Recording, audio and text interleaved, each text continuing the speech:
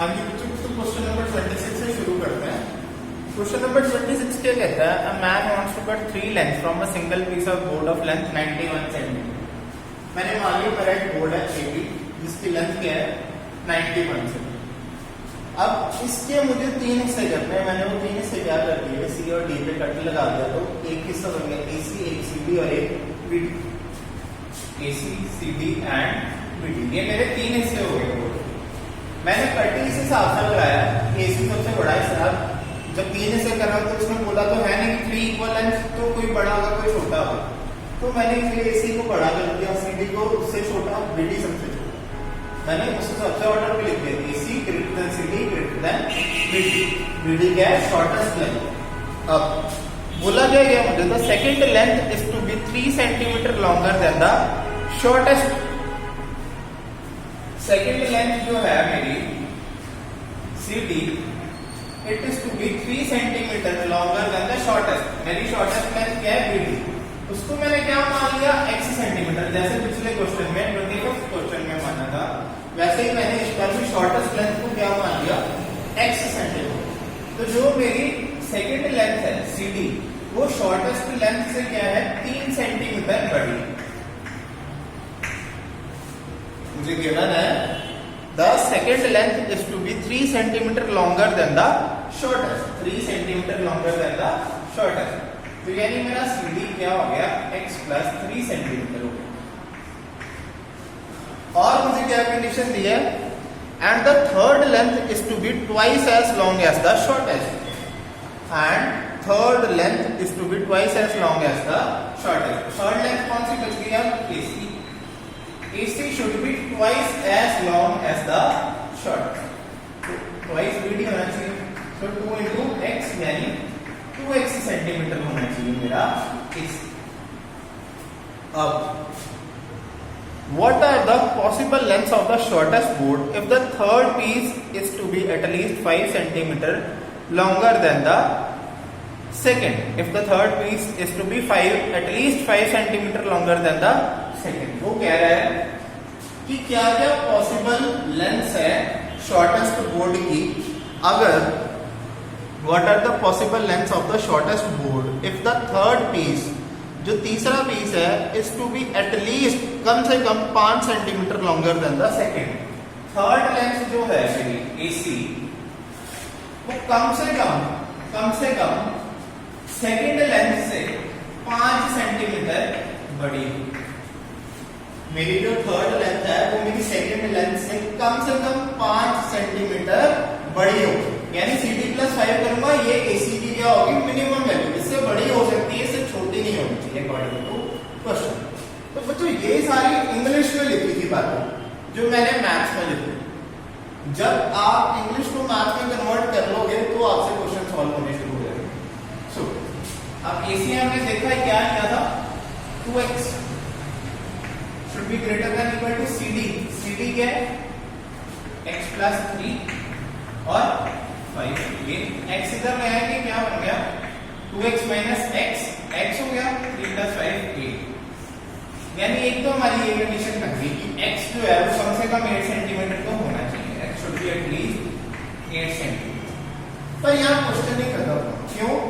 क्योंकि देखो हमने जो तीनों लेंथ्स ली हैं AC, CD, BD, वो ली तो इस बोर्ड से है ना, AB बोर्ड से। और AB बोर्ड की टोटल है 91 सेंटीमीटर है, जो हमने कहीं यूज नहीं करी। कहने का मतलब है जो ये तीनों बोर्ड है AC plus CD plus BD, इनकी अगर हम टोटल लेंथ्स को ऐड करें तो वो ज्यादा से ज्यादा क्या होगा? 91 सेंटीमीटर। वैसे तो इक्वल टू ही आना चाहिए, पर हम इनइक्वालिटीज कर रहे हैं तो हम क्या लिखेंगे? Less than equal to 91 centimetre. जो मेरा तीनों मैंने हाफ अपने इस 91 सेंटीमीटर के टोटे से किए हैं, उसका अगर मैं एडिशन करूं तो वो कम से कम ज्यादा से ज्यादा क्या हो सकता है? 91 हो सकता है। सो AC is 2x, CD is x plus 3 and BD is x less than equal to 90। 2x plus x 4x plus 3 तो जाके क्या हो जाएगा? माइनस 91 माइनस 3 क्या हो जाएगा? 88।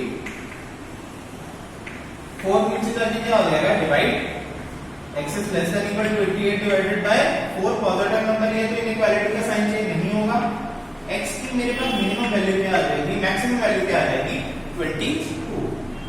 तो मेरा x 8 से बड़ा आ रहा है और 22 से छोटा आ रहा है, यानी इन दोनों को अगर मैं कंबाइन करके लिखूं तो मेरा x जो है it is greater than equal to 8 and less than equal to 22। ये क्या है, इन दोनों इक्वेशंस का कॉम्बिनेशन। सो इसको अगर मैं अपने फॉर्म में लिखूं x बिलोंग्स टू, तो देखो छोटी वैल्यू 8 है, बड़ी वैल्यू 22 है, छोटी वैल्यू लेफ्ट साइड पे, बड़ी वैल्यू राइट साइड पे। अब इसके साथ भी इक्वल टू है, इसके साथ भी इक्वल टू। सो ये मेरी रेंज होगी कि x की जो वैल्यू है वो 8 और 22 के बीच में कुछ भी हो सकती है, और 8 भी हो सकती है और 22 भी हो सकती है।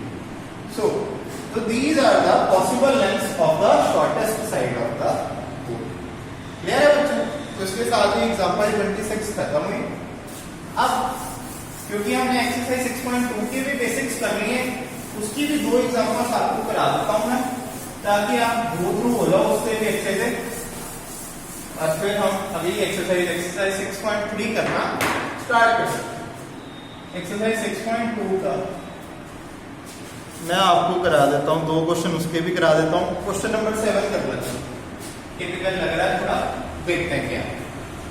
क्वेश्चन नंबर 7 है -3x, solve the inequality and draw the feasible region। -3x plus 2y greater than equal to -x।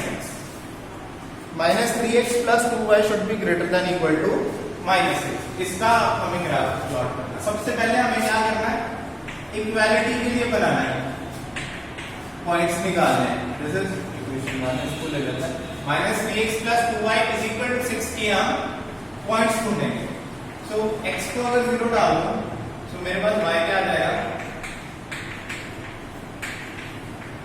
y आ जाएगा 3। अगर मैं y को 0 डाल दूं इसी इक्वेशन में तो क्या बन जाएगा, -3x plus 2 into 0 equal to 6। So x क्या आ गया, 6 upon -3, so -2। सो एक लाइन ड्रॉ करने के लिए 2 पॉइंट्स चाहिए होते हैं, तो 2 पॉइंट्स मेरे पास क्या आ गए, x0 to y3 और y0 to x -2। ये मेरे पास पॉइंट्स आ गए। अब इस लाइन को प्लॉट करके देखते हैं।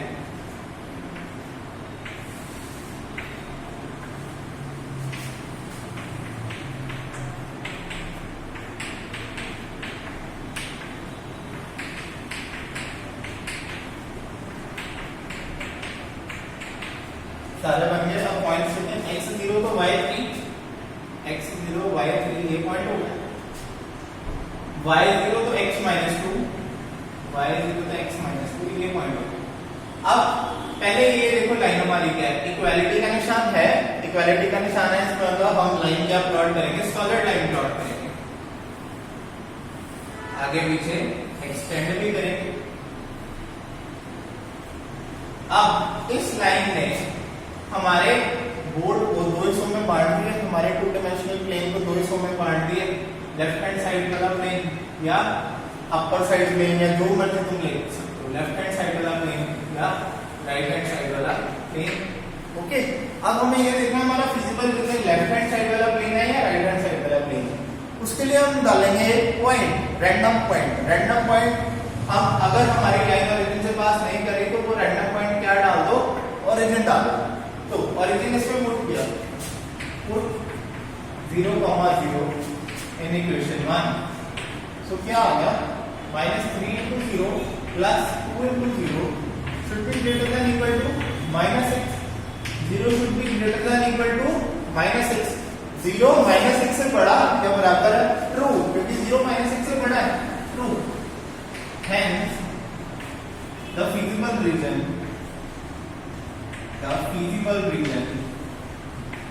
of inequality is the half plane containing origin। क्योंकि origin डालने पे वैल्यू ट्रू हो गई हमारी, तो feasible region क्या है, वो हाफ प्लेन जिसकी तरफ जिसका origin हो। तो तो ओरिजिन हमारा राइट हैंड साइड वाली प्लेन में है, सो हमारा सोल्यूशन क्या हो गया इस तरह। This is the feasible solution. एक और एग्जांपल कर लेते हैं, एग्जांपल 8।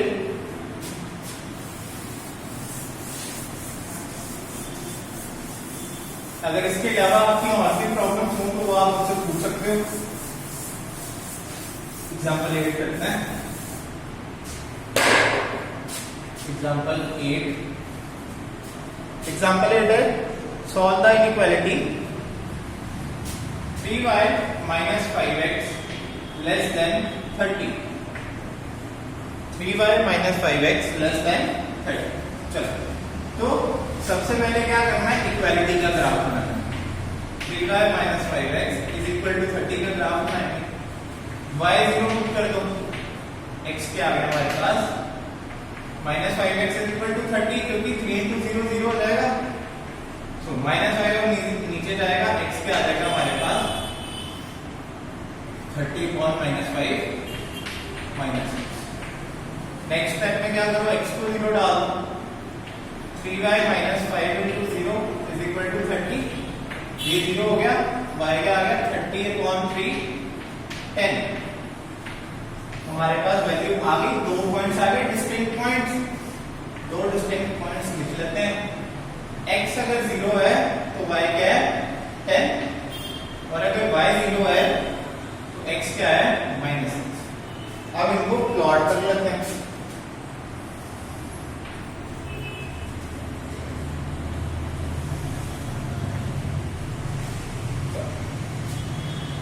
y की बेस वैल्यू 10 है,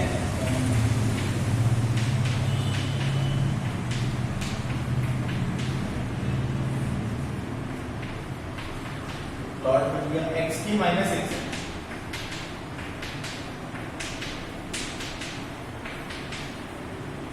बाकी तो ज्यादा बनाने की जरूरत नहीं है। चलो प्लॉट करके देखते हैं, x 0 तो y 10 ये पॉइंट हो गया, और अगला है y 0 तो x -x ये पॉइंट हो गया। दो पॉइंट्स आगे तो हम लाइन ड्रॉ कर सकते हैं। अब लाइन ड्रॉ करने के लिए सबसे पहले देखो यहाँ पे क्या कौन सा निशान है, इनइक्वालिटी है अकेला लेस देन, इक्वल टू का निशान नहीं है, तो ये जो लाइन प्लॉट करनी है ये क्या करनी है, डॉटेड प्लॉट करनी है।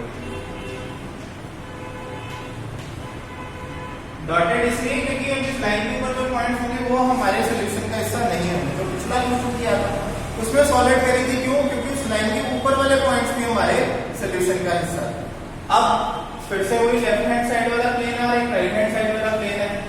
लाइन ओरिजिन से पास नहीं करी तो ओरिजिन पॉइंट को इसमें डाल के चेक कर लेंगे किस तरफ वाला प्लेन हमारा solution. So put 0, 0 in equation 1, so 3 into 0 minus 5 into 0 is less than 30। 0 is less than 30, ये ट्रू कोई बात, हाँ 0 30 से छोटा है, ट्रू। सो फिर से वही कहानी लिख देंगे, hence feasible region of the inequality is the half plane containing origin, half plane containing origin। Okay, तो हमारा सॉल्यूशन क्या है, origin इस तरफ है, उस तरफ वाला हाफ प्लेन हमारा सॉल्यूशन है। तो इसके साथ ये भी एग्जांपल खत्म हुई, और ये थोड़ी टिपिकल एग्जांपल्स, इसके अलावा अगर कोई भी आपको प्रॉब्लम है तो आप मुझसे पूछो। अब जब हम नेक्स्ट टाइम मिलेंगे तो मैं एक्सरसाइज 6.3 कराऊंगा।